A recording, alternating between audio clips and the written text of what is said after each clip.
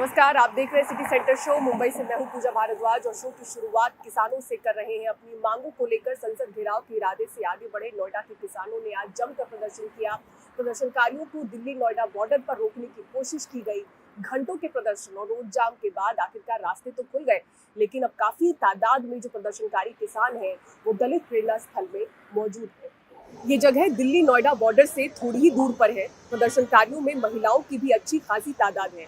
किसानों का आज रात दलित प्रेरणा स्थल में ही गुजारने का इरादा है। ये अपने साथ कंबल, रजाई और गद्दे लेकर पहुंचे हैं, यानी ठंड से बचने का पूरा इंतजाम है। इसके अलावा ये सब्जियां, अनाज और तेल मसाले भी लेकर आए हैं। सारा सामान ट्रैक्टरों और छोटे ट्रकों पर लाद कर लाया गया। ये किसान भारतीय किसान यूनियन यानी कि BKU के बैनर तले संसद को घेरने के लिए आगे बढ़े थे। किसानों ने सरकार को मांगे मानने के लिए 7 दिनों का अल्टीमेटम दिया है।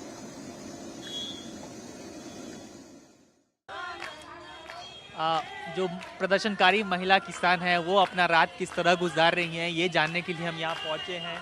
उनका जो कैंप है एक तरह से कहें प्रेरणा स्थल में, आप देखिए कि यहाँ जो है लोग गाना गा रहे हैं। कहाँ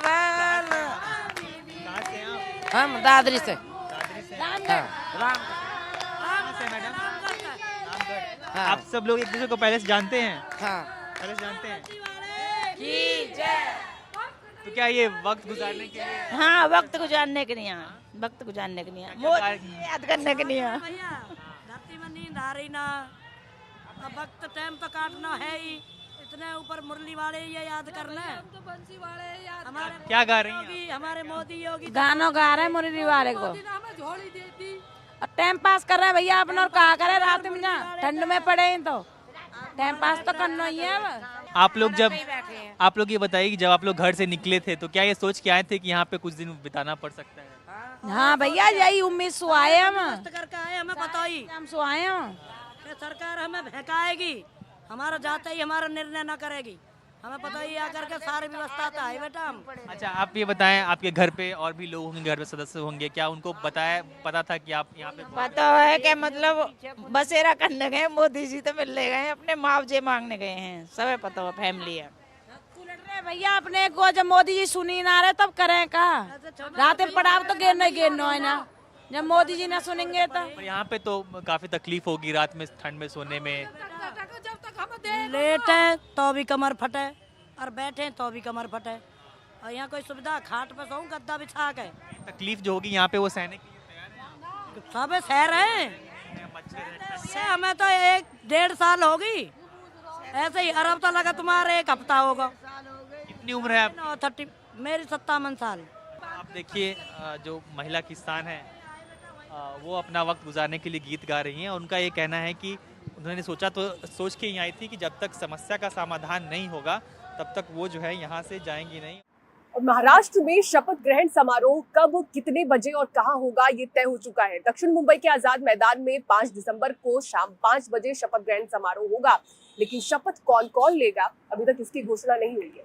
कार्यवाहक मुख्यमंत्री एकनाथ शिंदे लगातार कह रहे हैं कि जो फैसला प्रधानमंत्री नरेंद्र मोदी और अमित शाह लेंगे उन्हें मंजूर होगा। इस बीच ये भी खबर आई कि एकनाथ शिंदे के बेटे श्रीकांत शिंदे डिप्टी सीएम बन सकते हैं। हालांकि उन्होंने खुद इस खबर का खंडन किया है, तो अभी किसी भी बात पर मुहर नहीं लगी है। इसी बीच दिल्ली से लेकर मुंबई तक मीटिंग्स का दौर जारी है। बीजेपी ने सोमवार को केंद्रीय वित्त मंत्री निर्मला सीतारमण और गुजरात के पूर्व मुख्यमंत्री विजय रूपाणी को महाराष्ट्र विधायक दल की बैठक के लिए केंद्रीय पर्यवेक्षक नियुक्त किया है। बीजेपी विधायक अब जल्द ही अपना नेता चुनेंगे और माना जा रहा है कि विधायक दल का नेता ही राज्य का अगला मुख्यमंत्री होगा। इसका ऐलान भी जल्द ही हो जाएगा। वैसे अभी ये माना जा रहा है कि पूर्व मुख्यमंत्री देवेंद्र फडणवीस सीएम की रेस में सबसे आगे हैं और शिवसेना एनसीपी को डिप्टी सीएम का पद दिया जा सकता है।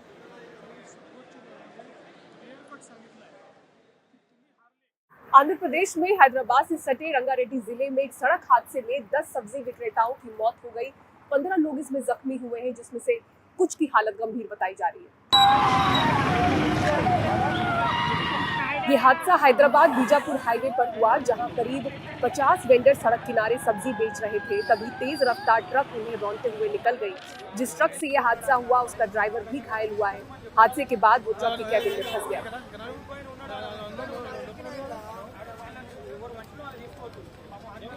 मुंबई में भी अब लोगों को सर्दी का अनुभव होने लगा है। रात में पारा लुढ़ककर 16 डिग्री सेल्सियस तक पहुंच रहा है, जो कि इस वक्त में मुंबई वासियों को बीते 8 सालों में महसूस नहीं हुआ।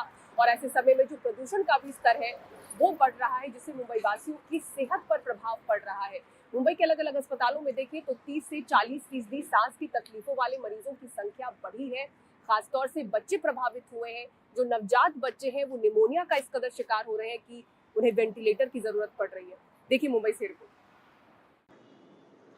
घटते पारे में बढ़ते प्रदूषण से मुंबई फिर परेशान है। सांस से जुड़ी बीमारियों वाले मरीज अस्पतालों में करीब 30 से 40% तक बढ़े हैं।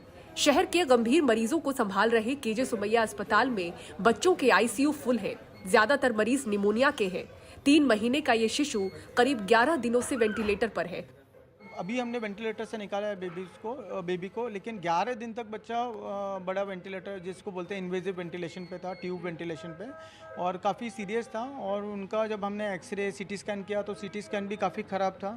एक्सरे में आप देख सकते हैं कि यहाँ पे बिल्कुल भी नॉर्मली लंग्स कैसा होता है, पूरा ब्लैक लंग होना चाहिए करके, और यहाँ पे हम देख पा रहे हैं कि बोनी पार्ट होता है वो वाइट रहता है, या फिर कुछ हमारा ऑर्गन्स हो गया, लीवर हो गया, हार्ट हो गया, वो वाइट रहना चाहिए था।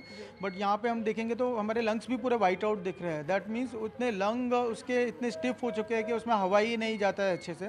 तो जैसे ये ट्यूब वेंटिलेटर का ट्यूब दिख रहा है इसमें, तो वेंटिलेशन पे डाल के इसको काफ़ी प्रेशर लगते हैं ऐसे में, और उसके बाद ही हाई वेंटिलेटरी सेटिंग्स पे ही ये बच्चे सर्वाइव कर पाते हैं। अदरवाइज ऐसे बच्चे वेंटिलेटर पे भी सर्वाइव नहीं करते। इनको हाई फ्रीक्वेंसी वेंटिलेटर इस तरीके की चीज़ें लगती है ऐसे बेबीज़ को। इतने क्रिटिकल कंडीशन में और कितने निमोनिया के पेशेंट आपके पास? अभी जितने भी बेबीज़ हैं, 11 बेबी हैं जो वेंटिलेटर पे हैं, वो सारे इसी तरीके के क्रिटिकल बेबीज़ ही हैं। निमोनिया एक ऐसा गंभीर संक्रमण है जिसमें फेफड़ों की एक या दोनों हवा की थैलियों में फ्लूइड भर जाता है। मुंबई के अलग अलग बीएमसी अस्पतालों से जो गंभीर बच्चे हैं वो इसी पीआईसीयू में लाए जाते हैं, रेफर किए जाते हैं, और अधिकांश मरीज जो यहाँ पर हैं निमोनिया के ही दिख रहे हैं, वेंटिलेटर पर भर्ती हैं। बच्चों पर सबसे ज़्यादा प्रभाव निमोनिया का नज़र आ रहा है। और इस बार की सबसे अहम बात यह है कि या तो माइल्ड केसेस हैं या फिर इतने एक्सट्रीम है कि उनको वेंटिलेटर पर लाया जा रहा है, और ऐसे मरीजों की संख्या खासतौर से बच्चों में बहुत ज़्यादा नज़र आ रही है। ये जनरल वार्ड है, लगभग खाली दिख रहे हैं क्योंकि इस बार हल्के इन्फेक्शन वाले मरीज तो ओपीडी स्तर पर ही ठीक हो रहे हैं, और जिनमें समस्या थोड़ी भी ज्यादा है उन्हें सीधे आईसीयू और वेंटिलेटर की जरूरत पड़ रही है। इसीलिए ज्यादातर भर्तियां आईसीयू में ही हो रही है। मुंबई से कैमरामैन महेश हलवाई के साथ पूजा भारद्वाज, एनडीटीवी इंडिया। और छत्तीसगढ़ में शिक्षा व्यवस्था किस तरह से चरमराई है, आपको अगली रिपोर्ट में दिखाते हैं। ये चौंकाने वाली रिपोर्ट एक आवासीय विद्यालय से जुड़ी हुई है, जहां पर बच्चे शौचालय को ही अपना कमरा बनाकर उसमें पढ़ने के लिए मजबूर हैं। आदिवासी बच्चों के लिए बनाए गए इस आवासीय विद्यालय में और भी कई अव्यवस्थाएं दिखती हैं। देखिए रिपोर्ट।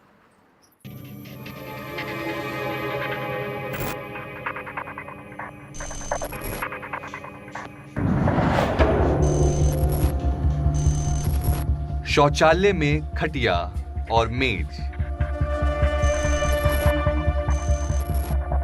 ये तस्वीरें छत्तीसगढ़ के नारायणपुर के छोटे डोंगर में चलने वाले एकलव्य आदर्श आवासीय विद्यालय के हॉस्टल की है। बच्चे यहीं पढ़ते और सोते हैं।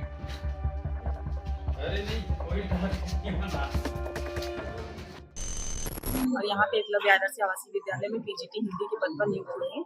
और यहाँ पर सर जब से हम लोग आए हैं बच्चों को रहने के लिए कमरे नहीं है, और शौचालय जो है भर चुका है। उसको कितनी बार कहा गया है लेकिन अभी तक वो सही नहीं हो रहा। इसके कारण जो है हमारी बच्चियाँ बाहर नहा रही हैं, कैंपस से बाहर नहा रही हैं, और कभी कभी पानी नहीं होता है तो बच्चियाँ बाहर तक जाती हैं पानी लाने के लिए, और ठंड पड़ रही है, उनको अभी तक ब्लैंकेट नहीं मिला है और बेडशीट नहीं मिला है। यही सारी समस्या है हमारे स्कूल में।